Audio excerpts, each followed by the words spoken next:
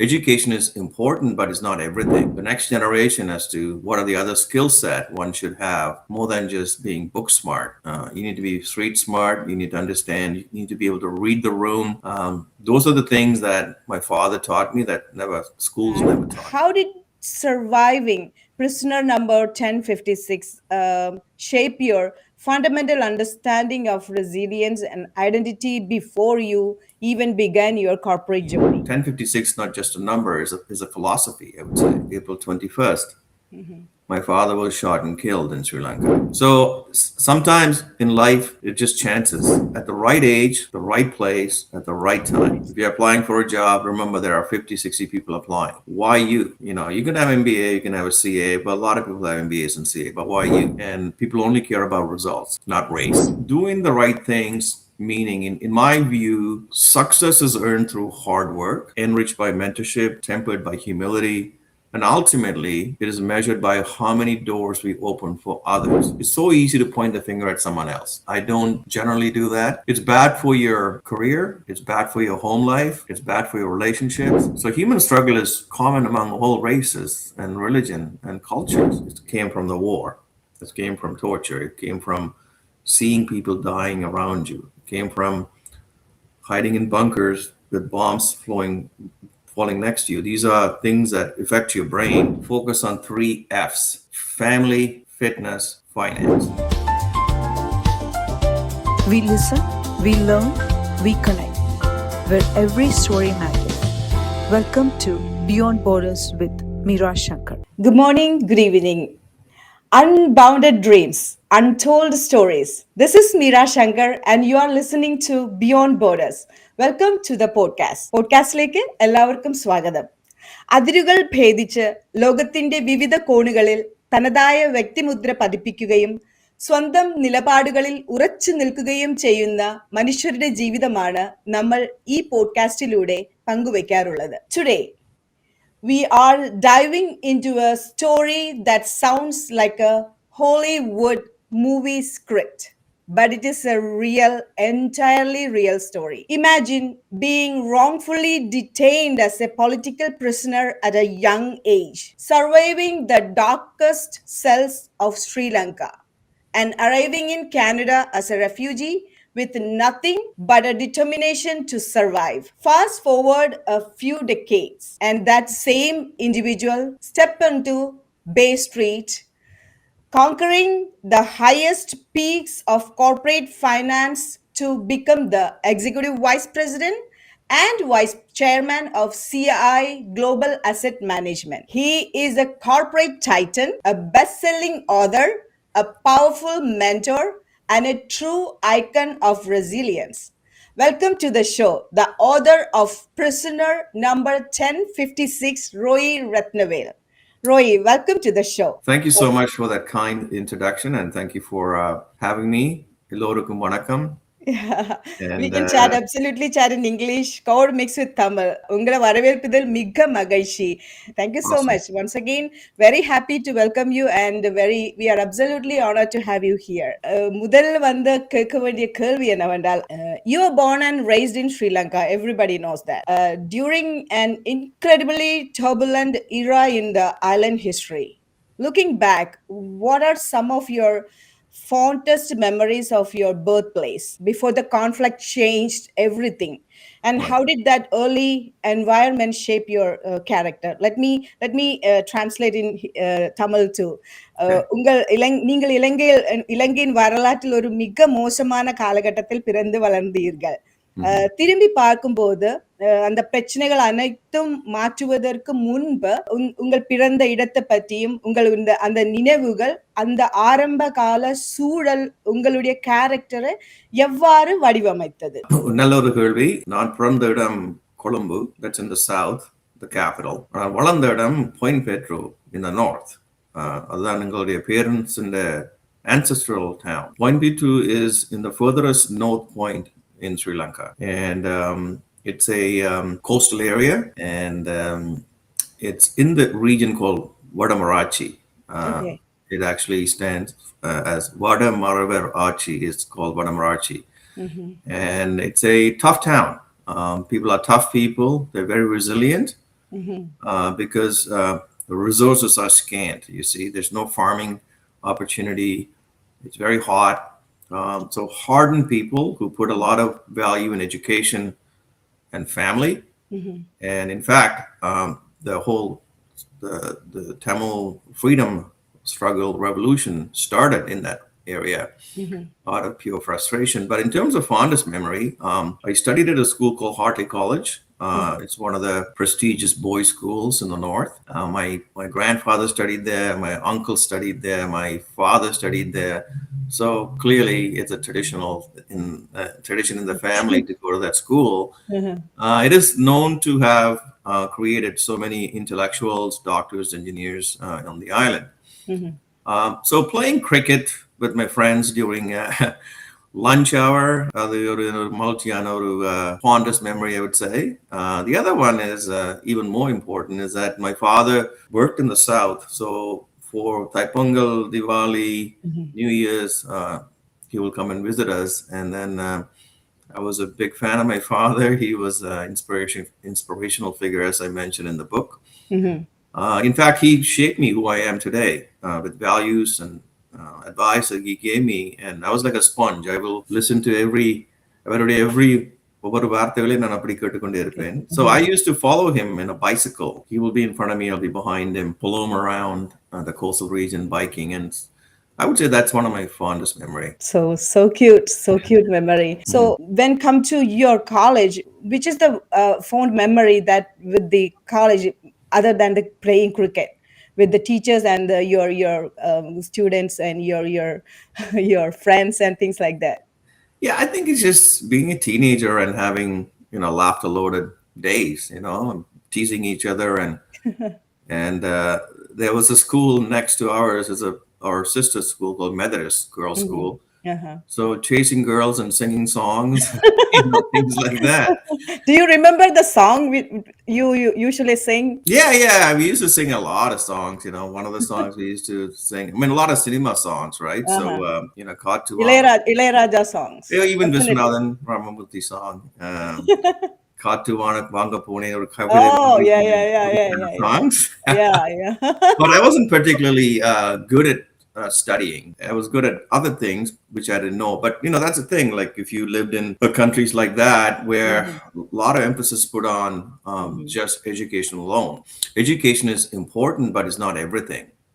So in fact, we can get into that in terms of my focus on the next generation as to what are the other skill set one should have more than just being book smart. You need to be street smart. You need to understand. You need to be able to read the room. Those are the things that my father taught me that schools never taught me. So I would say my education started with my father more than the school. So நீங்க Canada வந்த பிற்பாடு உங்களுடைய கனவுகள் என்னவா இருந்ததுன்றது அது change ஆயிட்டதுன்றது தெரியும். You wrote on your book. But when you are there, like அந்த காலகட்டத்தில் அந்த அரசியல் பதற்றத்துக்கு மத்தியில் உங்கள் வாழ்க்கை ஒரு திடீர் எதிர்பாராத திருப்பத்தை சந்திப்பதற்கும் முன்பு ஒரு இளம் மாணவராக இருந்த உங்களுடைய ஆரம்ப கனவுகளும் ஆசைகளும் அந்த நேரத்தில் என்னவாக இருந்தது? அந்த நேரத்தில் நான் சிறுவனாக இருக்கும் பொழுது என்னுடைய கனவு என்னவென்றால் ஒரு பைலட்டா வர வேண்டும். Wow. Airplane pilot.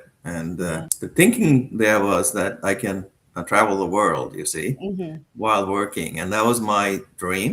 And obviously that never panned out. So, yeah, coming to Canada, clearly I came here to study because after my incarceration, சிறையிலிருந்து வெளிக்கிட்ட பிறகு தந்தையார் சொன்னார், அப்பு உனக்கு இந்த நாட்டில் there's no opportunity. So he sent me here to study primarily to continue my education because of the war there were 2-year period where we didn't really have any school functioning.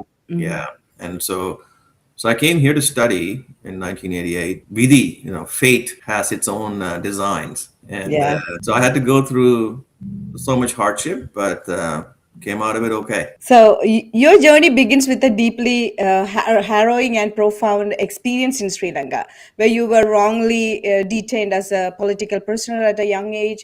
And looking back, how did surviving prisoner number 1056 shape your fundamental understanding of resilience and identity before you even began your corporate journey? I learned that it's very philosophical.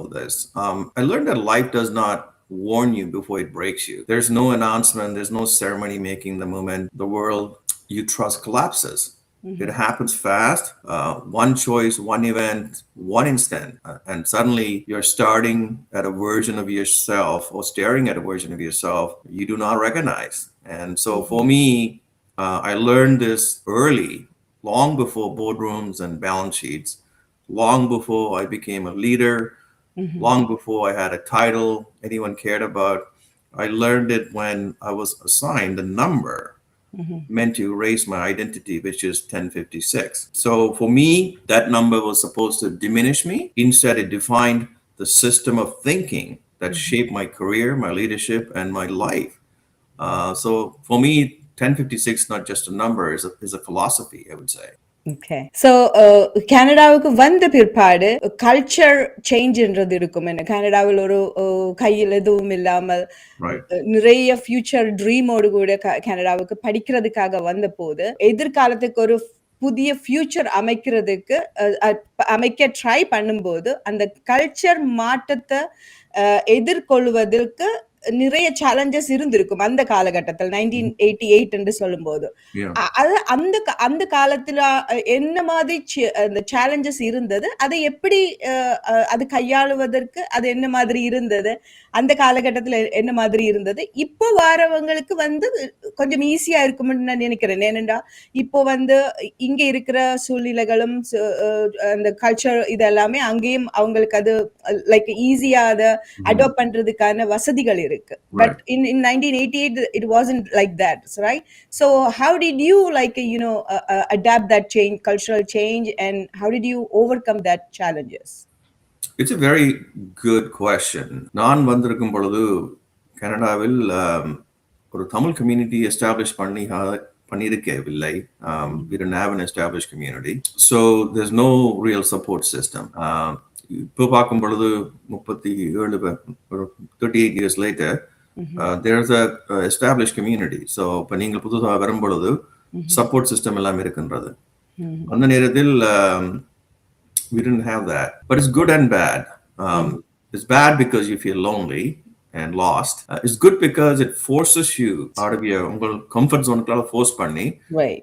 It'll make you mingle with other people, learn new things, learn new cultures, and opens your mind. I mean, I always say that, people like ourselves, we live in two worlds, and the world that we left behind and the world we inherited. And so for me, that was the good part of it.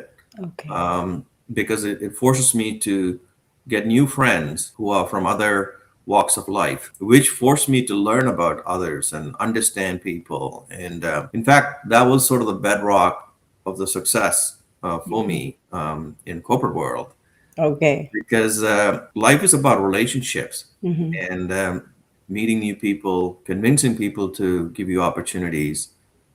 So I found that to be a positive side of the unfortunate negative side is today for people is that they don't have to go outside of the community to get anything done. So you don't really learn much. So yeah, இங்க வரும்பொழுது ஒரு shock தான்.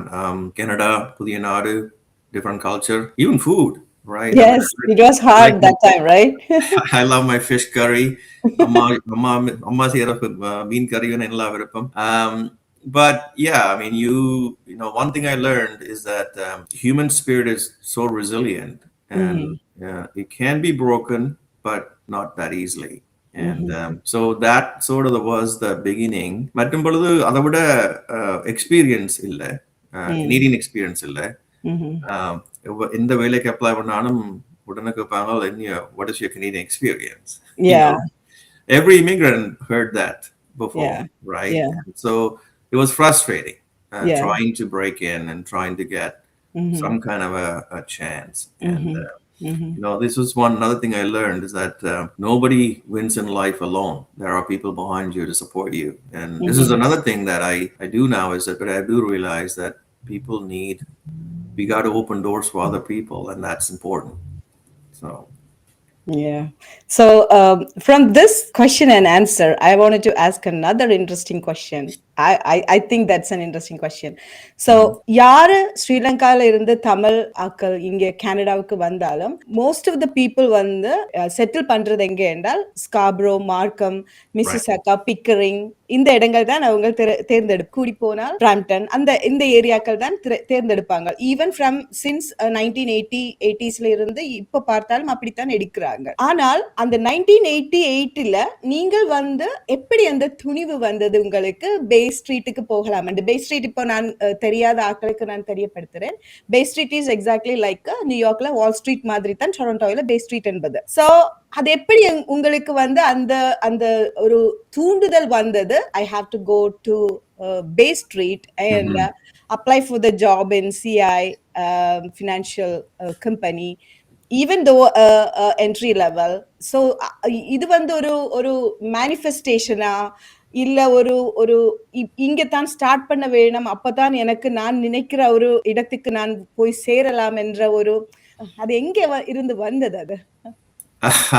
um, நான் வந்தது கனடாக்கு April 19ஆம் தேதி 1988ஆம் ஆண்டு. ரெண்டாம் நாள், so 2 days after, April 21st, my father was shot and killed in Sri Lanka. So that sort of the turning point in my life, for better or worse. Part of me died when he died, and the other part became a fighter. And so, என்னோட அப்பாவின் மரணத்துக்கு பிறகு, I decided that I had to live for two people. I have to live for him, and I have to live for me.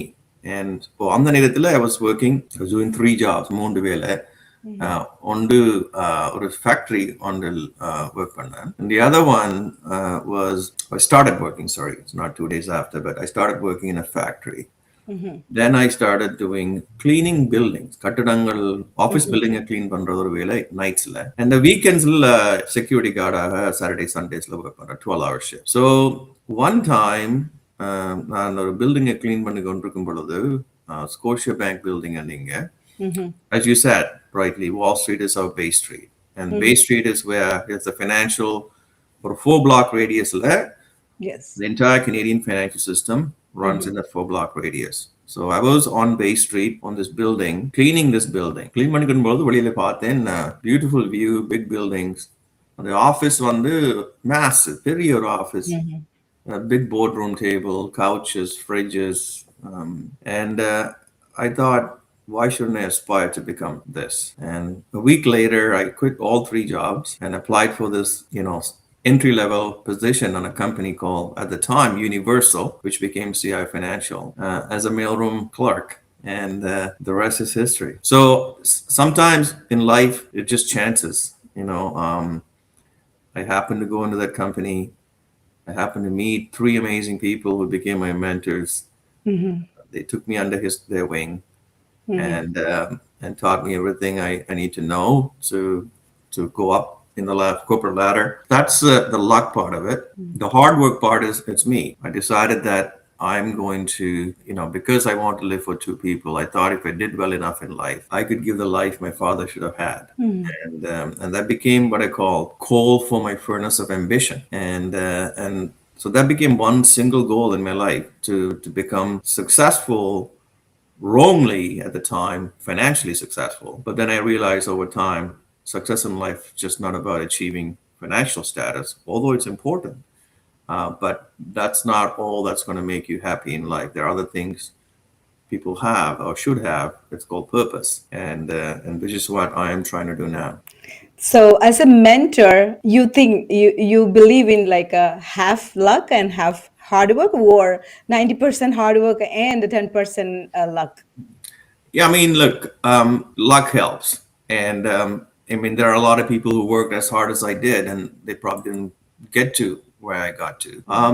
And so the harder you work, the more luck you find, they say. The stars need to line up. I started in a company. It was almost like a startup company, if you want to think about it. It's a very small asset management company no one ever heard of. And at the time, the industry was taking off. And so I was at the right age, the right place, at the right time. Now, there were other people also in the company, the right age, right time, right company, but they didn't get to where I got to. So there's a combination of two things. You got to have a little bit of luck, a lot of hard work. Most importantly, I think success, what will define your success is, are you coachable? A lot of people are unfortunately not coachable. I was a stubborn young man, and over time I learned I need to be coachable, and people will coach you if you're coachable. And that's one of the things I will leave behind to the listeners, is that in life, whether you're young or old, always, to improve is to change. And at every age, every, step of your life, whether you are a young man to a young husband to a father, same for the women, whether from a wife to a girlfriend to a mother and a grandmother. And you're going through stages in life, and each stages will teach you lessons. You never stop learning. And don't be afraid of change, but be very afraid of not changing. I wanted to hear like a lot of from you. Like it's been like okay, okay. You Well, spent readers can என்னுடைய புத்தகத்தை வேண்டி வாசிக்கலாம். yeah, yeah. I'm going to. Yeah, yeah. You Also, spent I would say for the audience, Tamil translation, புத்தகத்தின் Tamil translation next year in the time வெளிவருமான்னு நான் சொல்றேன். oh, okay, okay. That's a great thing. Yeah. Yeah. So you spent 3 decades climbing the ranks in the highly competitive financial sector, right? Right. Eventually serving as an executive vice president and a vice president of CI Global Asset Management. As an immigrant, what unique challenges did you face in breaking into global executive leadership, and how did you overcome them? Right. I mean, I don't particularly believe in, it's so easy to just blame everything on racism. Here to tell you that there are terrible people out there. I don't deny that. But at the same time, organization will reward you when you add value. And so that's what I was focusing on. I've had people in meetings try to diminish you, and sometimes they say mean things. But I learned a long time ago that you can't control what people say, and you can only control how you react to it. So all you can do in life is, how to react to things. And so there were a lot of challenges. One is, I'm not 6 feet tall, blonde hair, blue eyed guy. Usually those are the people that had opportunities at the time.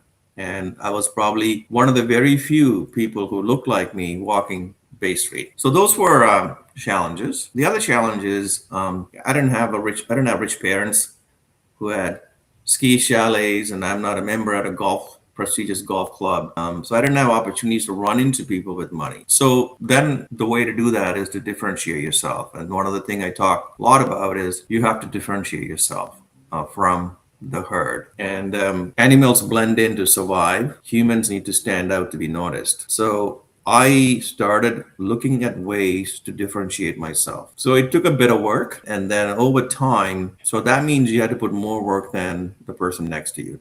Yes, exactly. I tell my son this: if you're applying for a job, remember there are 50, 60 people applying. Why you? You can have MBA, you can have a CA, but a lot of people have MBAs and CA, but why you? So you have to have a unique proposition, and think about yourself as a brand. And what is Roy Ratnavel's brand? And so my brand was that I had unique way of looking at the markets. I had a unique way of raising capital. I was very successful in bringing investors to our company, more than anyone who had access to chalets, access to golf clubs, and all that stuff. So eventually the wall comes down, and people only care about results, not race. So, in your way, does true leadership meaning adapting completely to the existing corporate culture, or is it about bringing your unique culture, background, and perspectives into the boardroom? Yeah, I mean, the thing is, there are many type of leadership, right? One, as you said, following the culture, follow under leadership. So for me, I call it the uncommon sense. Common sense is, everybody says common sense. I find that common sense doesn't win, because then you're thinking like everybody else. For me, thinking differently, I call it the uncommon sense. So I wanted to become an uncommon leader, which is also differentiating. People are like, well, why is this guy doing it differently than we've done it for the last 10 years? And so it becomes noticeable when you're oral 10 பேர் இருக்கிற மீட்டிங்ல, you're thinking differently. The CEO will look at you thinking, well, this guy is doing something different than everybody else. And hopefully it comes to producing good results. So I would say for me, The line that I always use is a manager does things right. A leader does the right things. And so I wanted to be a leader by doing the right things than doing things right. You know what I'm saying? Mhm, yes. So doing the right things, meaning in my view, success is earned through hard work, enriched by mentorship, tempered by humility, and ultimately, it is measured by how many doors we open for others. So I became a leader who cared about the people who reported to me and how to make them successful, how to make them shine instead of putting the spotlight on me. And so that type of leadership got me to where I am because then people want to work for you. Leaders that we all worked with or managers, they take your hard work and make it theirs. And so I think I learned that through the leaders I used to work for who made me look good instead of making them look good. Then And so we'll I go. did kind of do that, yes. So இப்போ ஒரு குரூப்பில் இப்போ நீங்கள் சொன்னீர்கள் 10 பேர் இருக்கும்போது ஒரு ஆள் டிஃப்ரெண்டாக திங்க் பண்ணினால் அந்த manager R CEO will notice that one guy and hopefully that will work out, right? Yeah. So and the Hopefully. one, yeah, hopefully, yeah. Mhm. So even though the one guy who point out something that could work out, but the manager don't want to, uh, like அந்த one guy வந்து வளர்றது பிடிக்காமல் Mhm. அது வந்து தண்ட manager போஸ்டுக்கு பிரச்சனை வரும்னு நினைச்சுக்கிட்டு இருக்கிற மேனேஜர் இருக்கிற டீம்ல எப்படி அந்த ஒன் கைக்கு how he can survive in that team? He can't. He can't. So Yeah, what he can do that? he's got to leave. He's got to leave and go somewhere where that would be appreciated. So this is a thing, like companies don't change sometimes, you know. I mean, I've had people, either you change the company or change the department. And, luckily or unluckily, we all had people that we work for and that they won't let you come up with new ideas because it would make them look bad. And, I've had that.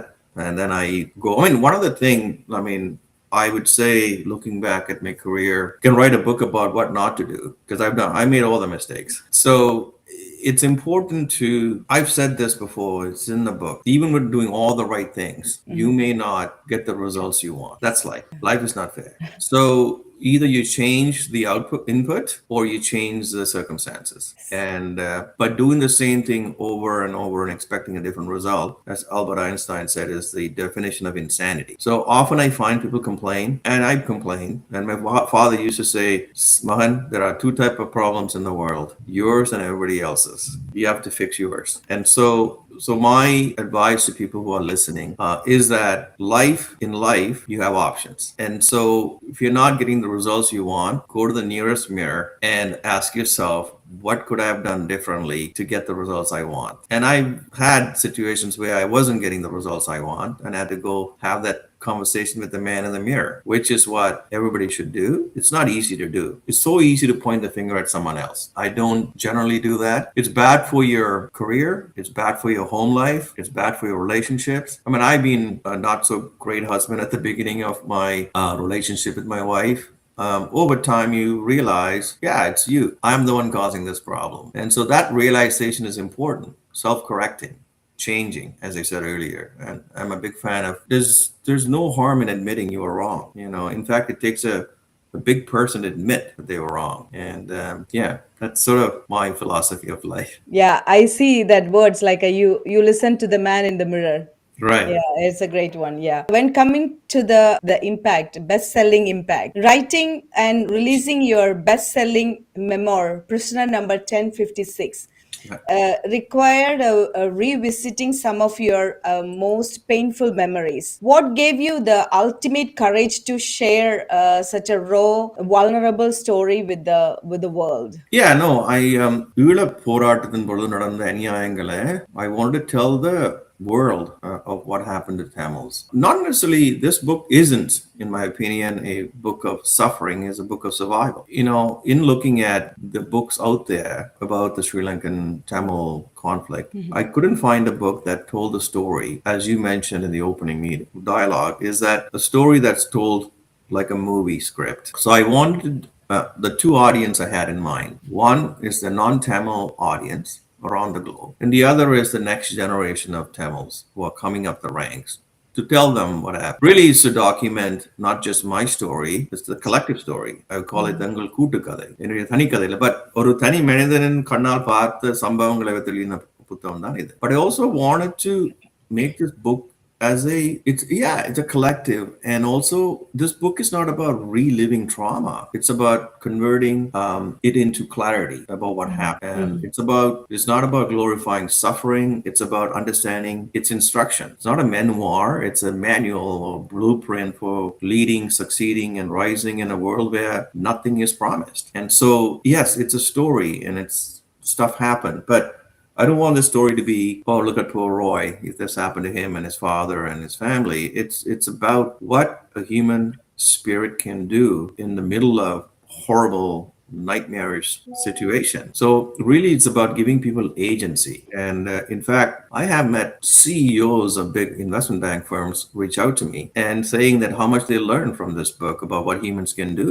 So they are people who are born in Western world. They've never seen a war, but they connected to the story because it's a human struggle. So human struggle is common among all races and religion and cultures. The drive to live, to survive, and to protect your family and give your family, safety and security. So it's very common. So yeah, I mean, it was reliving trauma, but it's not about that. And I wanted the book to be honest. And when you read through it, you'll see it. I'm very raw, very honest. I was hard on myself in the book than anyone else. And because I've read biographies of many people, it makes them look like heroes in the book, flawless human beings. I'm not flawless. I'm flawed in many ways. Admitting that and outgrowing that is the mark of wisdom and success. Yeah, thank you for such an incredible book to the world. Thank you so much. Thank you for And reading. yeah, and you have dedicated a significant part of your life now to giving back, especially supporting mental health Right, initiatives within immigrant communities. right. Why do you feel mental health awareness is so critical, especially in newcomer and immigrant circles are here? Why don't you selected like education or any other than mental health? Why Right. do you feel like mental health awareness is so critical? Right. Very important topic. Allow me to give my answer here. It is based on personal experience and also observation. So let me talk about the personal experience. I, for a longest time, had PTSD. I didn't know I had PTSD. I just behaved very rationally, thinking that I was fine. Then I realized there's something wrong with me. So I had to go to many hours of therapy to kind of figure out how to deal with my PTSD. It came from the war. It came from torture. It came from seeing people dying around you. It came from hiding in bunkers with bombs falling next to you. These are things that affect your brain, but you go on living not realizing this has impacted you deeply. The second personal experience is my mother suffered tremendously by mental health issues. She had schizophrenia because my mom saw my father being shot in front of her, and then she has to sit next to his body for 4 hours with no help to come. It left a deep scar for her.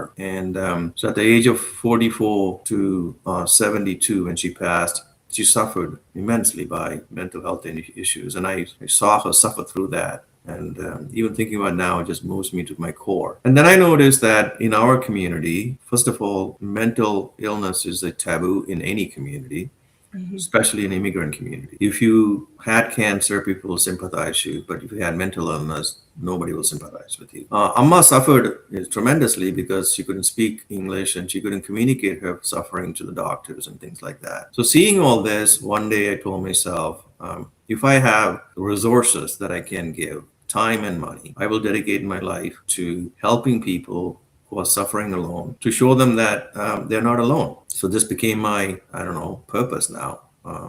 First, for my 50th birthday, many said, no, party with Monday. I said, listen, that's also nice. I can have a party anytime, but why don't we summit Kilimanjaro as a family and raise some money and awareness for this debilitating disease called mental health issues. And so we did that in 2019, just before COVID.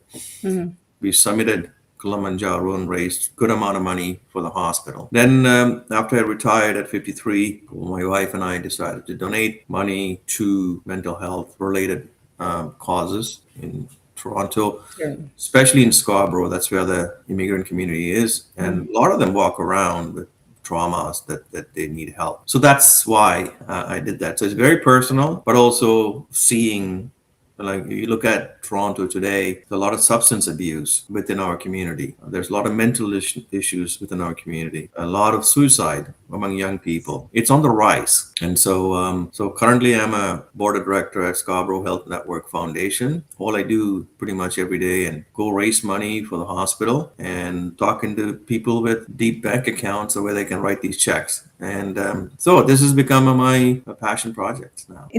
இந்த podcast செய்ய வேணும் என்று நினைச்சு நான் அந்த கேள்விகள் prepare பண்ணும்போது இந்த கேள்வி நான் எடுத்த போது நானும் திங்க் பண்ணிக்கிட்டே இருந்தேன். நான் வாய் திஸ் என்று சொல்லிட்டு பேந்து தான் நான் அதை நினைச்சேன். நான் there is a lot of personal things in this one because எனக்கும் நிறைய பேர் இந்த ஸ்ரீலங்கன் தமிழ் ஆட்களை தெரியும். எனக்கும் they are suffering like இது தான் காரணம் என்றது இப்போ நீங்கள் கதைக்கும் போதுதான் எனக்கு அது மைண்ட்ல வந்து அது எனக்கு இப்படி ரிமைண்ட் ஆகுது, இப்படி போகுது. எனக்கு அதுடைய பேக் ஸ்டோரி வந்து இதுதான். அந்த அவங்கள அந்த ட்ராமா வந்து எப்படி அவங்கள ஆழமா அது மைண்ட்ல போயிருக்கு. Thank you so much for sharing all these. Thank you once again. Thank you for asking.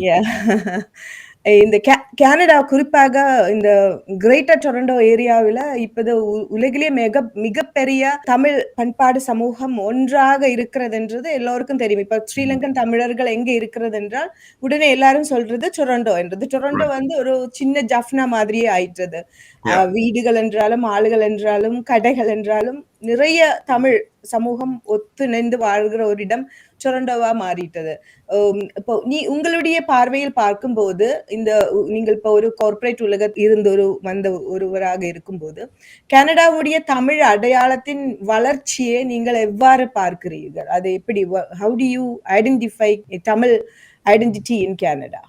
I mean, உங்கள் சமுதாயம் இப்போ வந்து 4 decades ஆகிவிட்டது. அந்த குறுகிய காலத்தில் so much advancement with our community, business success, professional success of many kinds. So Tamil அடையாளம் is very important. ஆனால் தமிழ் அடையாளம் என்ன பொறுத்தவரை இது controversial comment, but I often debate this with people I know. Sometimes there's an unhealthy obsession that people have over culture and language. It is important to respect your culture, respect your language. You know, my tagline is this. I always say I am a accidental Sri Lankan by birth, unapologetic Tamil by heritage, and a proud Canadian by choice. So the last two are important.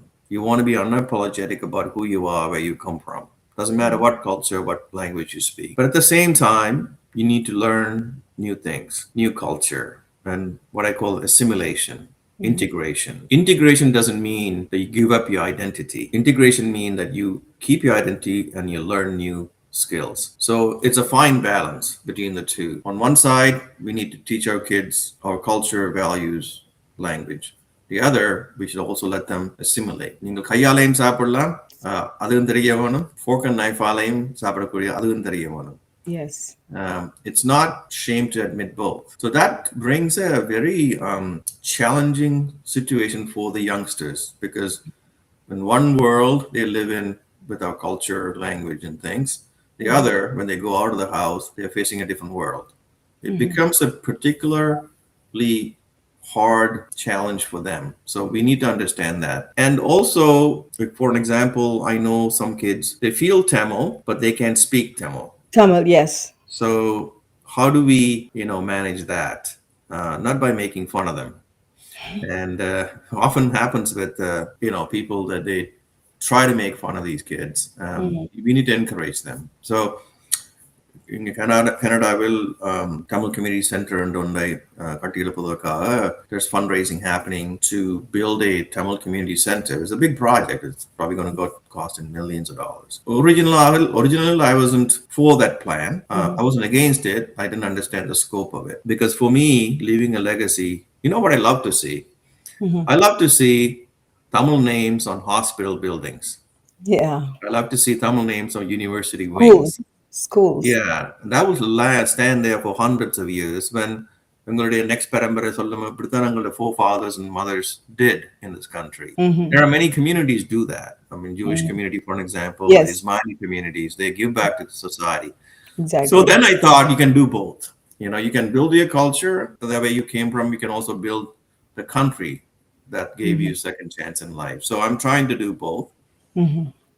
என்னுடைய dream என்னவென்றால் before I die I want to see Tamil names or immigrant names on hospital buildings and cancer wards and things like that. So which is another reason I wanted to give, because you can't just say and let other people do it. You have to lead by example. So எங்கள் donation வந்து 10 bed outpatient ward support பண்ண mental health patients, and you will bear our name on it. But the reason is not to give yourself credit, but really to encourage other people to give. And so going back to your question, yeah, it's a challenge.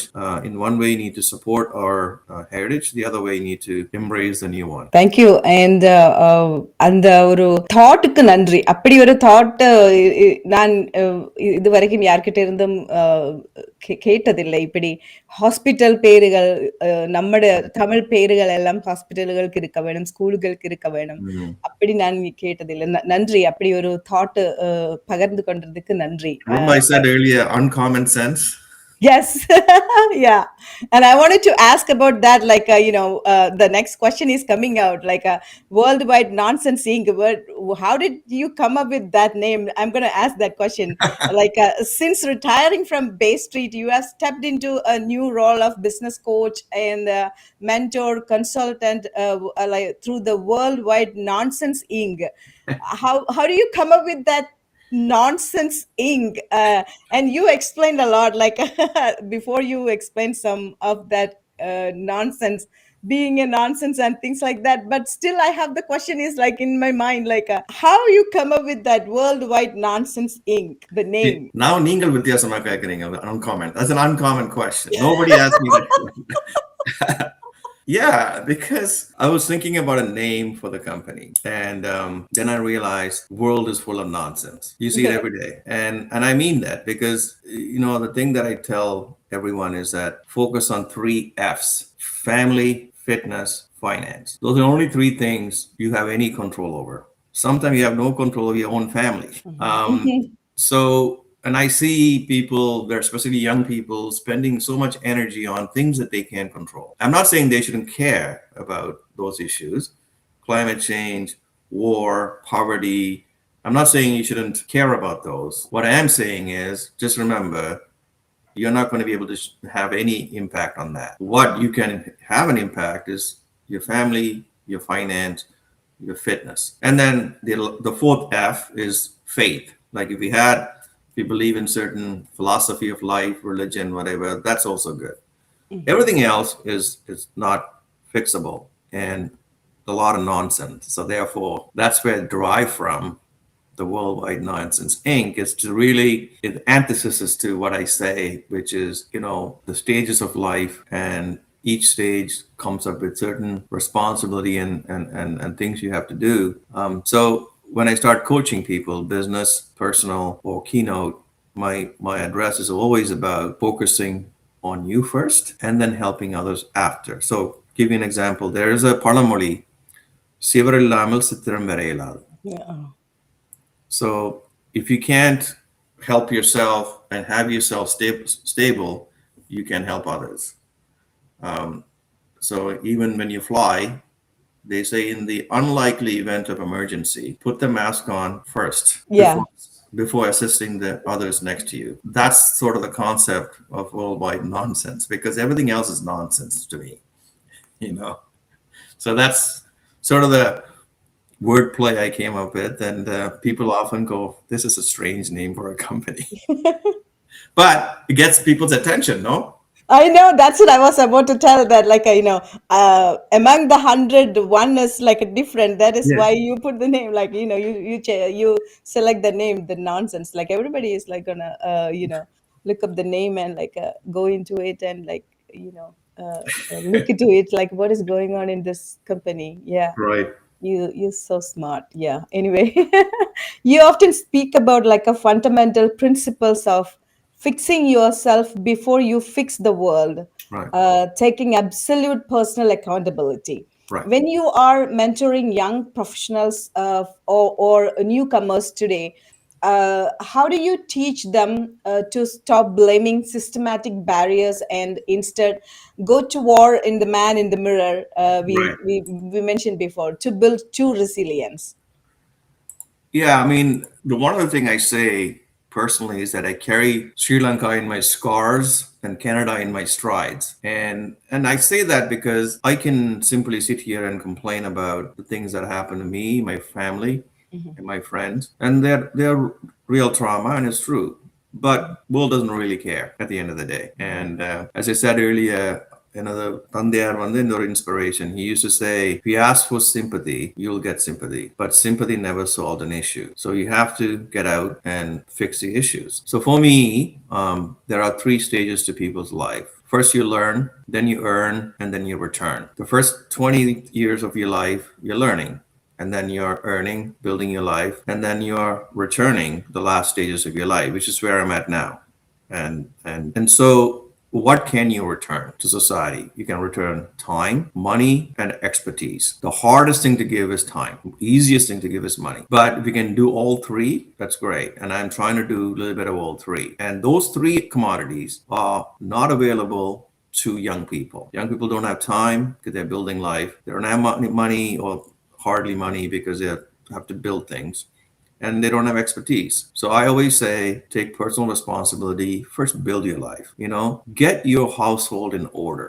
How can you fix the world if your life is a disaster, right? So for me, it's all bottom up. If a family household is strong and every village has the same thing, the village will be strong. If every village is like that, the city will be strong. If the city is like that, the country will be strong. But if everybody is a disaster, then no amount of money can fix the issues of the world. Yes. So coming back to my way of thinking, my way of philosophy, this is what I said earlier, 1056, not a memoir, it's a manual. The manual about how to conduct oneself. Everybody's got trauma. Everybody's got disappointment. Everybody's got challenges. I'm not the only one. But it's how you take those challenges and traumas and turn it into your advantage. And so my always about self-control, responsibility. Human beings should be only guaranteed two things: freedom and choice. When you have those two, the society will reward you for good choices you make. It will punish you or not reward you for the bad choices you make. That's the price of freedom. A good example of that is a person is free to drink as much as alcohol they want Yes. in a free society. That's their choice. Now, getting inside a car and driving and killing someone, That is his choice. that is the choice that'll be punished.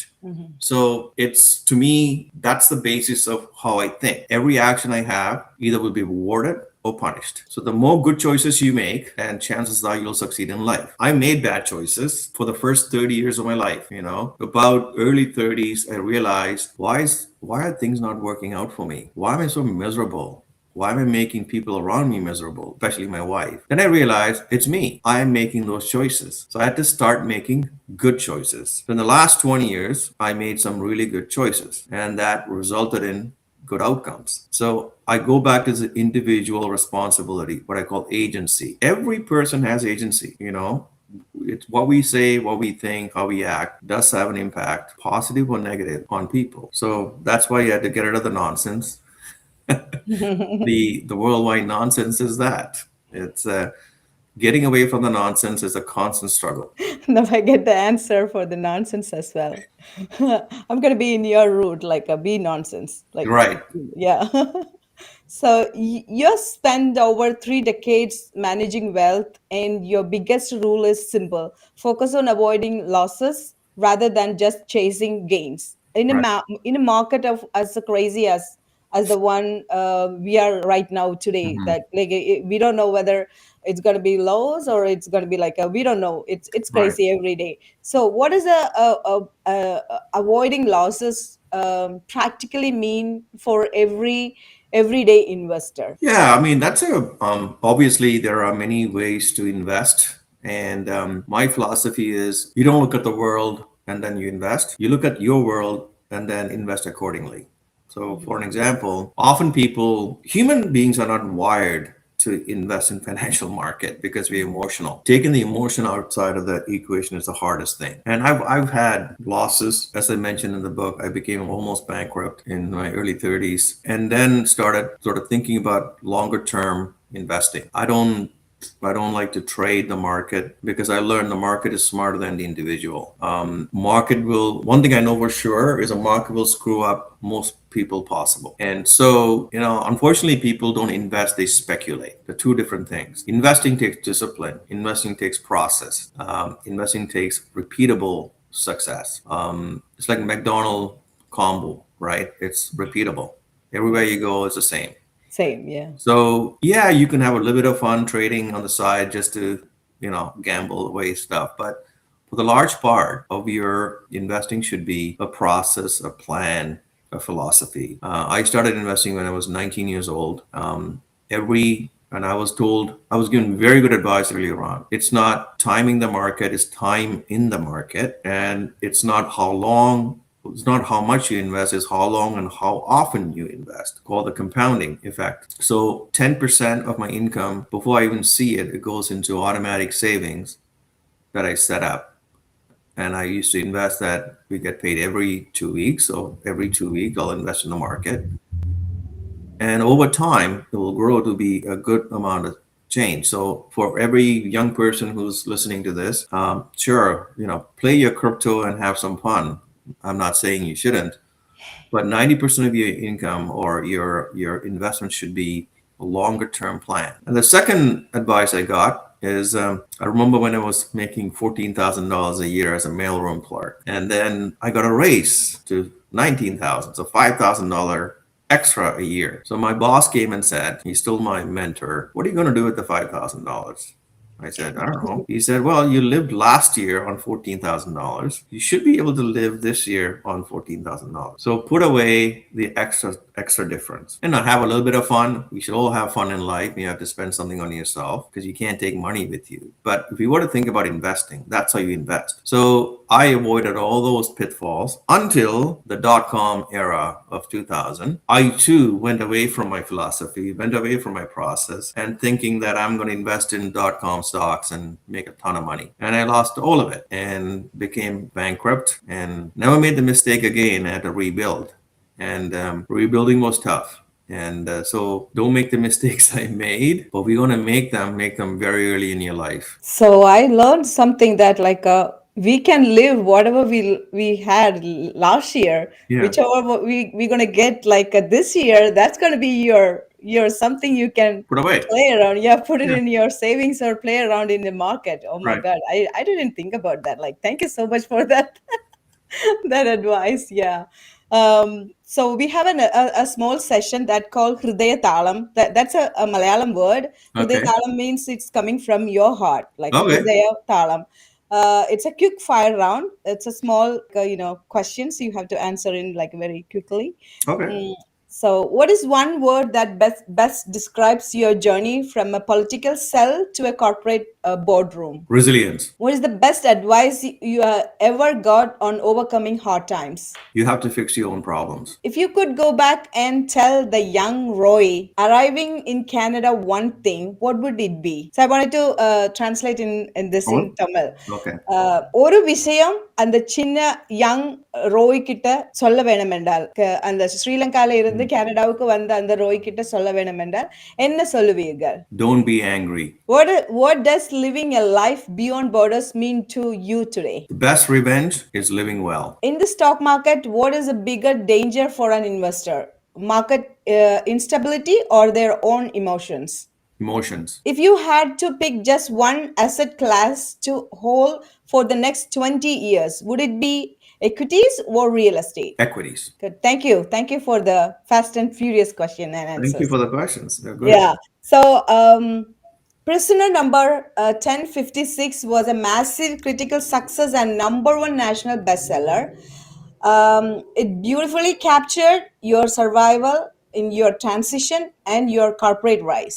Now that you are in the return phase of your life and deeply involved in mentoring and business coaching, do you have plans to write another book? If so, what themes would you want to explore? And have you thought about what the title of your next book might be? That is a very, very interesting question. Only because just yesterday I was playing around with the idea and I thought, when someone said we should write another book, and I said never. And then people always say never. So if I were to write a book, I would call it the 1056 principle. It would be a framework for resilience, leadership, and success. And he would have like chapters, like I would call it something like fear is the first prison, or one of the chapters could be called the mailroom MBA, things I learned while working in the mailroom.